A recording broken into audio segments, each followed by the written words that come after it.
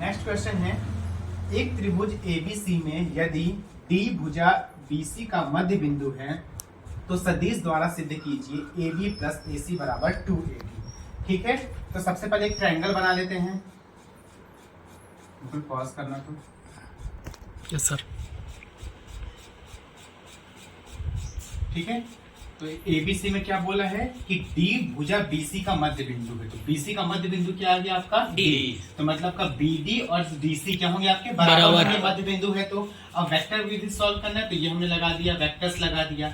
अब यहाँ पर सबसे पहले मुझे क्या दिखाई दिया, इसमें सॉल्यूशन लिखना। सबसे पहले क्या दिखाई दिया कि अगर आपका डी मध्य बिंदु है तो क्या हो जाएगा आपका BD और वेक्टर BD बराबर वेक्टर DC। अगर इसको मैं इधर लेकर आऊंगा तो माइनस में होगा, तो vector BD minus vector DC बराबर 0।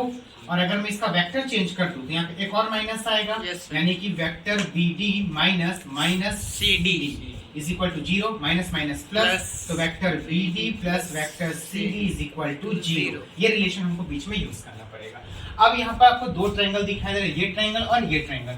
दोनों में एक चीज देखो, अगर AB और BD इसका रिजल्टेंट क्या आएगा AD, वैसे इस ट्रायंगल में AC और CD का रिजल्टेंट क्या आएगा AD। ऐसे करके लेते हैं, त्रिभुज ABD में ABD में क्या होगा AB plus BD, vector AB plus vector BD is equal to vector क्या आएगा आपका AD। रिजल्टेंट आया इसका, इसको दे दो इक्वेशन फर्स्ट। फिर आप त्रिभुज ले लो ACD।